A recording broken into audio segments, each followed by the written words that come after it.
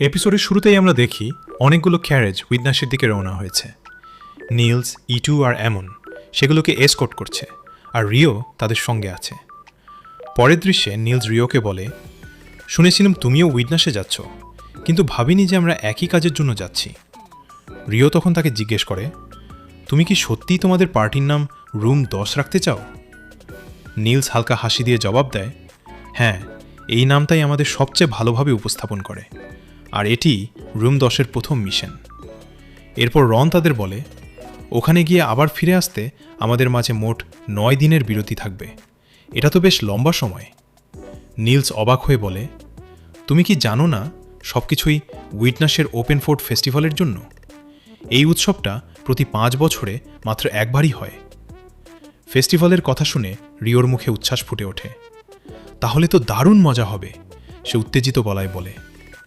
পরের দৃশ্যে আমরা দেখি তারা অবশেষে উইটনাসে পৌঁছে গেছে। সেখানে একজন মার্চেন্ট সব অ্যাডভেঞ্চারারদের জানায়, আমরা 10 দিন পর লুনের উদ্দেশ্যে রওনা দেব, ততদিন পর্যন্ত তোমরা সবাই মুক্ত।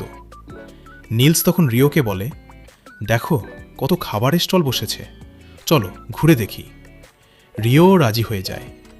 এরপর আমরা দেখি তারা বিভিন্ন স্টল থেকে fish and chips, devil fish, rockets আর রোস্টেড মিনি ক্র্যাক্সের মতো নানা খাবার চেখে দেখছে। খাবারগুলো তাদের ভীষণ পছন্দ হয়, আর তারা বেশ আনন্দের সঙ্গেই সময় কাটাতে থাকে। পরের দিনের দৃশ্যে দেখা যায় শহরের গেটের সামনে অনেকগুলো ক্যারেজ এসে থেমে আছে। তখন একজন লোক এসে একটি ক্যারেজে বসে থাকা ইনফর্নো ম্যাজিশিয়ান অস্কারের কাছে বলল যে তাদের সামনে চলা মোনার্কি অফ কোয়ারিসের ক্যারেজের কাগজপত্রে কিছু সমস্যা হয়েছে, সেই কারণেই তারা এখন পথেই আটকে গেছে। লোকটি ক্যারেজে উঠে অস্কারকে জিজ্ঞেস করল, এই এক্সকারশনের ব্যাপারে আপনার কী মতামত? অস্কার শান্ত স্বরে জবাব দিল, হিজ ইম্পেরিয়াল ম্যাজেস্টির উদ্দেশ্য আমি জানি না, তবে আমার মনে হয় না আমাদের সমুদ্র পরীক্ষা করার জন্য পাঠানো হয়েছে, কারণ আমাদের সাম্রাজ্য তো চারদিক থেকেই স্থলভাগে ঘেরা। একটু থেমে সে আবার বলল, তবে এটাও হতে পারে প্রিন্সেস ফিওনা এখানে না থাকার সুযোগে তিনি এমন কোনো রক্তাক্ত পরিকল্পনা বাস্তবায়ন করতে চান, যেমন ইম্পেরিয়াল পরিবারের বিরুদ্ধে থাকা কোনো অভিজাতকে সরিয়ে দেওয়া। তিনি প্রিন্সেসকে ভীষণ ভালোবাসেন। পাশ থেকে কেউ সম্মতি জানালো, ঠিকই বলেছেন, প্রিন্সেস ম্যাজিকের এক বিস্ময় প্রতিভা। মাত্র 17 বছর বয়সেই তিনি ম্যাজিক কোর ডিভিশনের কমান্ডার হয়ে গেছেন। অস্কার দৃঢ়কণ্ঠে বলল, কিন্তু কমান্ডারকে রক্ষা করাই আমার দায়িত্ব, আর আমি এখানে এসেছি শুধু সেই কারণেই। এরপর দৃশ্য পাল্টে যায়। রাজপ্রাসাদে তখন জমজমাট এক পার্টি চলছে। অসংখ্য অভিজাত সেখানে উপস্থিত। ডেবই সাম্রাজ্যের তৃতীয় রাজপুত্র প্রিন্স কোডও সেখানে রয়েছেন। কোডরার্ড, যে ফিওনার বড় ভাই, সে ফিওনাকে বলল, আমি এখানে সব সামলে নেব, তুমি গিয়ে একটু বিশ্রাম নাও। কথাটা শুনে ফিওনা নিজের কক্ষে চলে গেল। প্রচণ্ড ক্লান্ত ছিল সে। গিয়ে বিছানায় শুয়ে পড়ল। তাকে দেখে তার অ্যাটেন্ডেন্ট ভদ্রভাবে আচরণ করার অনুরোধ জানালো। পরদিনের দৃশ্য। উৎসব শুরু হয়ে গেছে, আর রিও দেখতে পেল অ্যাবেল বিশেষ অতিথির আসনে বসে আছে। ক্রিমসন সোর্ডও তখন সেখানে এসে পৌঁছায়। সে জানায় অ্যাবেল লুন আপাতত গিল্ডমাস্টারের জায়গা এখানে রয়েছে, তবে আগামীকাল গিল্ডমাস্টার ফিরে এলে সে মুক্ত হয়ে যাবে। এরপর লিন লক্ষ্য করে যে ভিআইপি আসনগুলো উইন্ড এলিমেন্টের একটি শিল্ড দিয়ে সুরক্ষিত। সে সবাইকে জানায় এটা আসলে একটি বিশেষ ট্রেজারের প্রভাব, যেটা ভিটনাসের লর্ডের পরিবারগুলোর কাছে রয়েছে, তবে তারা ট্রেজারটি খুব বেশি ব্যবহার করে না, কারণ এটি বেশ অকার্যকর এবং প্রচুর শক্তি খরচ করে। রিয়া বলে, ইম্পেরিয়াল ফ্যামিলির ওপর যদি কোনো আক্রমণ হয় তখনই কেবল এটি সক্রিয় করা হতে পারে, তাই এর জ্বালানির খরচটা একরকম ন্যায্যই ধরা যায়। লিন তখন রিয়াকে জিজ্ঞেস করে, যেহেতু সে প্রিন্সেস ম্যাজিক ডিভিশনের কমান্ডার, তার লেফটেন্যান্টও কি এখানে উপস্থিত আছে? রিও কৌতূহলী হয়ে জানতে চায় সে কে। লিন জানায় সে হলো এক ইনফর্নো ম্যাজিশিয়ান। রিয়া রিওকে বলে, এই ইনফর্নো ম্যাজিশিয়ান একবার মাত্র একটি আঘাতেই 1000 রয়্যাল সৈন্যকে ধ্বংস করে দিয়েছিল, আরেকবার এক আঘাতে পুরো একটি বনভূমিকে নিশ্চিহ্ন করে দেয়। এমনকি একটি আক্রমণেই একটি সম্পূর্ণ শহর ধ্বংস করে ফেলেছিল সে। রিয়া গম্ভীর স্বরে যোগ করে, আমি কখনোই চাই না আমাদের যেন তার মুখোমুখি হতে হয়। এরপর দেখা যায় ক্রিমসন সোর্ড উৎসবের ভিড়ে ঘুরে বেড়ানোর জন্য সেখান থেকে চলে যায়। কিছুক্ষণ পর রিও এবং নিলসও সরে যেতে উদ্যত হয়। ঠিক তখনই হঠাৎ করে ইনফর্নো ম্যাজিশিয়ান অস্কার প্রায় রিওর সঙ্গে ধাক্কা খেতে যাচ্ছিল, কিন্তু রিও তার তীক্ষ্ণ প্রতিক্রিয়া শক্তি ব্যবহার করে দ্রুত এক পা পিছিয়ে যায়। অস্কার সঙ্গে সঙ্গে ক্ষমা চায়। রিও শান্তভাবে বলে, কোনো সমস্যা নেই, তারপর সেখান থেকে চলে যায়। দেখা যায় অস্কার এবং তার সঙ্গী প্রিন্সেসের জন্য বিভিন্ন স্টল থেকে আলাদা আলাদা জিনিস কিনছে। তবে স্পষ্ট বোঝা যায় অস্কারের ভিড় একদমই পছন্দ নয়। এত মানুষের মাঝে সে বেশ অস্বস্তিতে পড়েছে এবং ভীষণ বিরক্ত দেখাচ্ছে।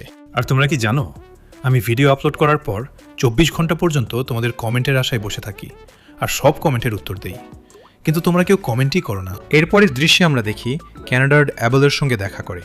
সে তাকে জিজ্ঞেস করে, তুমি কি সেই অ্যাবল যে লুনের গিল্ড মাস্টারের প্রক্সি? অ্যাবল শান্তভাবে উত্তর দেয়, হ্যাঁ, আমি অ্যাবল। ক্যানাডার কিছুক্ষণ তাকে লক্ষ্য করে বলে, আমি একবার একজনের সঙ্গে দেখা করেছিলাম, তুমি দেখতে ঠিক তার মতো। এরপর অ্যাবল বলে, গেস্ট সিটে আমি ম্যাজিক ডিভিশনের কমান্ডার প্রিন্সেস ফিওনাকে লক্ষ্য করেছি। যদি তিনি এখানে থাকেন তাহলে তার lieutenant inferno magician baron Oscar লুস্কাও নিশ্চয়ই এখানেই আছেন। ক্যানাডার্ড গম্ভীর স্বরে জবাব দেয়, তিনি মিলিটারি অ্যাফেয়ার্সের অধীনে পড়েন, তাই তার ব্যাপারে আমি আলোচনা করতে পারি না। একটু থেমে সে আবার বলে, তবে আমি একজন লর্ডের ওপর নজর রাখছি, যার সঙ্গে আমি জোট বাঁধতে চাই। এই কথা বলে ক্যানাডার্ড সেখান থেকে চলে যায়। পরের দৃশ্যে দেখা যায় ফিওনা নিজের বিছানায় শুয়ে আছে, দেখতে ভীষণ ক্লান্ত। তার অ্যাটেন্ডেন্ট অনুরোধের সুরে বলে, আমি আবারও বলছি, অনুগ্রহ করে একজন প্রিন্সেসের মতো আচরণ করুন। ঠিক তখনই ইনফার্নো ম্যাজিশিয়ান অস্কার জার্গেন নামের সেই লোকটির সঙ্গে বিভিন্ন ওষুধ নিয়ে সেখানে উপস্থিত হয়। জার্গেন অস্কারকে জিজ্ঞেস করে, তুমি কারোর সঙ্গে ধাক্কা খেতে যাচ্ছিলে, কিন্তু অল্পের জন্য বেঁচে গেলে, কিভাবে? অস্কার শান্তভাবে জানায়, সে খুব দ্রুত প্রতিক্রিয়া দেখিয়েছিল, আমাকে আলাদা করে কিছু করার প্রয়োজনই পড়েনি। অস্কার আরও বলে, দেখতে সে একজন ম্যাজিশিয়ানের মতোই লাগছিল, কিন্তু সে ভালোই জানে কিভাবে নড়াচড়া করতে হয়। এরপর অস্কার তার ম্যাজিক দিয়ে খাবার গরম করে দেয়। ফিওনা খাওয়ার জন্য প্রস্তুত হয় এবং হাসিমুখে বলে, ধন্যবাদ মাস্টার। এই দৃশ্য থেকেই বোঝা যায় অস্কারই ফিওনার গুরু। তার পরের দৃশ্যে দেখা যায় তীরন্দাজির প্রতিযোগিতা চলছে। আমন লক্ষ্যভেদ করতে ব্যর্থ হয়। এরপর ইটোকে দেখা যায়, সেও নিশানায় তীর লাগাতে পারে না। ঠিক তখনই সেখানে অ্যাবলকে দেখা যায়। সে রিও আর নীলের দিকে তাকিয়ে। তারপর ইটো আর আমনও সেখানে এসে পৌঁছায়। এরপর রিও অ্যাবেলকে বলে, এবার নিশানা লাগানোর পালা তোমার। অ্যাবেল একটু দ্বিধায় বলে, কিন্তু আমি তো একজন স্পোর্টসম্যান। রিও আত্মবিশ্বাস ভরে উত্তর দেয়, তুমি এটা পারবে। এরপর আমরা দেখি অ্যাবেল ধনুক তুলে লক্ষ্যভেদ করার জন্য প্রস্তুত হচ্ছে। সবাই নিঃশ্বাস আটকে তাকিয়ে থাকে। মুহূর্তের মধ্যেই সে তীর ছুড়ে দেয়, আর আশ্চর্যের বিষয়, সবচেয়ে দূরে টার্গেটটিতেই সোজা আঘাত হানে। চারপাশে তখন প্রশংসার ধ্বনি উঠতে থাকে। সবাই তার দক্ষতার তারিফ করতে থাকে। ঠিক তখনই সেখানে ক্রিমসন সোর্ডকে দেখা যায়। রিও রাগান্বিত মুখে অ্যাবেলের দিকে তাকিয়ে বলে, তাহলে এখন তুমি ফ্রি, তাই তো? লিন বাকিদের জানায় অ্যাবেল নাকি রিয়াকে উৎসবে ঘুরতে নিয়ে যাওয়ার কথা বলেছিল, কিন্তু সে আসেনি বলেই রিয়া তার উপর রাগ করে আছে। এরপর আমরা দেখি রিয়া অ্যাবেলকে নিজের সঙ্গে টেনে নিয়ে যায়। পরের দৃশ্যে দেখা যায় সেরা চারদিকে রিওকে খুঁজছে, কিন্তু কোথাও তাকে খুঁজে পাওয়া যাচ্ছে না। অবশেষে সে গিল্ডে এসে নিনাকে বলে, আমি ডি র্যাঙ্ক অ্যাডভেঞ্চারার রিওকে খুঁজছি। লাইব্রেরিতে যখন সে খুঁজছিল তখন সেই ব্যাপারে আমি কিছু জানতে পেরেছি, ওকে সেটা জানাতে চাই। মিনা শান্তভাবে জানায়, রিও এখন শহরে নেই, সে একটা এক্সটেন্ডেড জব গ্রহণ করেছে, তাই বেশ কিছুদিন ফিরবে না। এই কথা শুনে সেরা ভীষণভাবে হতবাক হয়ে যায়। সে উৎকণ্ঠিত কণ্ঠে জিজ্ঞেস করে, তাহলে ফিরতে তার কতদিন লাগবে? নিনা বলে, নিশ্চিত করে বলতে পারছি না, তবে আরও 1 সপ্তাহ লাগতে পারে। এ কথা শুনে সেরার মুখ বিষণ্ণ হয়ে ওঠে। মন খারাপ করে সে সেখান থেকে চলে যায়। পরের দৃশ্যে দেখা যায় উৎসবে একটি নৌকা দৌড় প্রতিযোগিতা চলছে। নিলস আর আমনও তাতে অংশ নিয়েছে, কিন্তু হঠাৎই সেখানে ড্যানকে দেখা যায়, আর ড্যান ও নিলসের মধ্যে তর্ক বিতর্ক শুরু হয়ে যায়, যা ধীরে ধীরে ঝগড়ায় রূপ নেয়। কিন্তু হঠাৎই সেখানে ড্যানকে দেখা যায়, আর ড্যান ও নিলসের মধ্যে তর্ক বিতর্ক শুরু হয়ে যায়, যা ধীরে ধীরে ঝগড়ায় রূপ নেয়।